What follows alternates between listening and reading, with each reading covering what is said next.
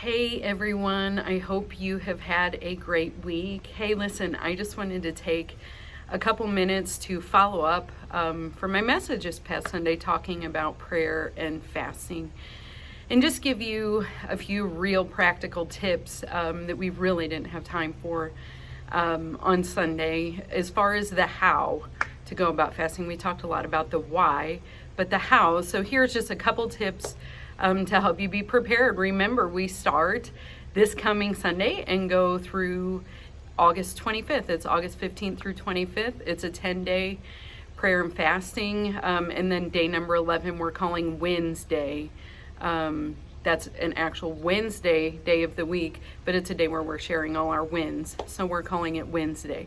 So first of all, when you're entering into a time of fasting and prayer, it's a time you're intentionally setting aside to go deeper in God. And we talked about how fasting is, it's a time of emptying ourselves and eliminating things that may be distracting. That can be anything from food to social media to entertainment to even in some cases addictive habits. And that's really between you and God. So I just encourage you to be prayerfully considering and just ask God. Don't be afraid to ask Him. What would you have me to do? So here are some ideas on things you could fast as far as food or things that you put in your body. It can be caffeine, sugar. We talked a little bit about the Daniel fast that comes out of the book of Daniel, where you do only plant-based things, basically vegetables, things that grow out of the ground. You could do like a partial fast where you give up like a specific kind of thing.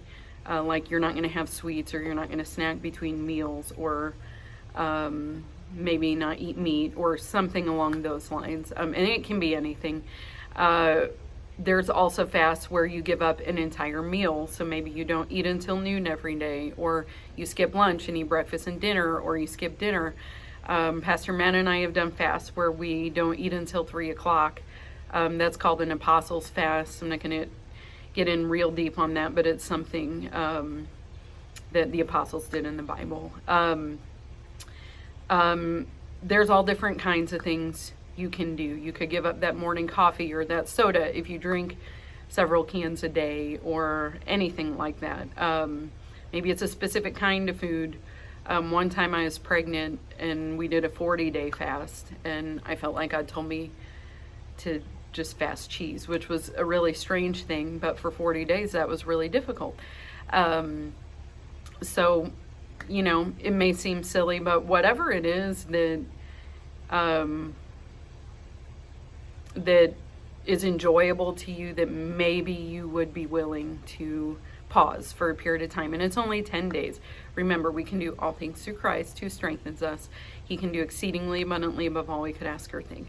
So as far as things that you don't put in your body, but more that you put in your soul, that could be, we talked about how it'd probably be wise for everyone to consider for a period of time fasting social media.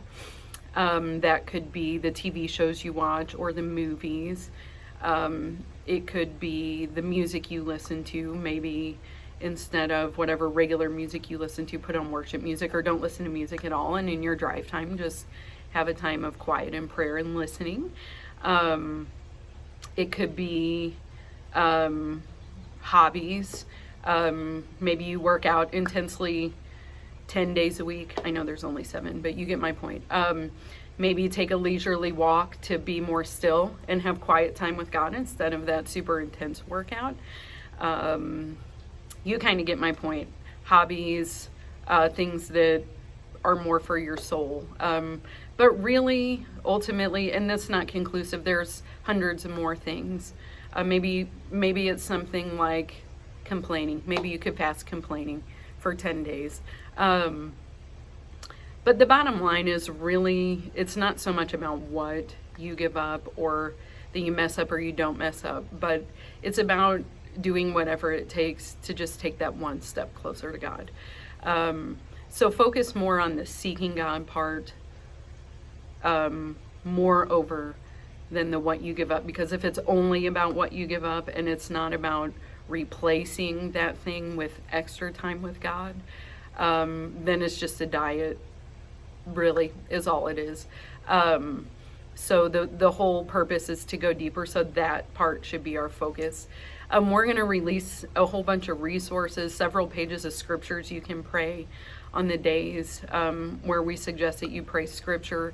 We have some worship playlists created on YouTube. There's also a ton of them already created on Spotify. You can go there and do that. Remember to use your booklet. If you did not get one Sunday, you can get one this Sunday, but that's going to be the bulk of everything you do, so make sure that you have one of those. Don't forget to come to the worship night. I think that's going to be crucial. It's something I wouldn't suggest missing. We're planning to provide childcare. It's only an hour to maybe at the most an hour and a half, a time of worship and prayer and just seeking God together as a church family. We're also working on some ways where you can receive encouragement from our team every day. We know it's the first time for many of you, so we want to make sure you have every tool you need to succeed. If you have any questions, feel free to shoot us messages or texts or emails, and we will be continually giving more instruction as we go. Hey, listen, don't miss church this Sunday. As many of you that absolutely can, do everything you can to make sure that you're there. Make sure you're at the worship night.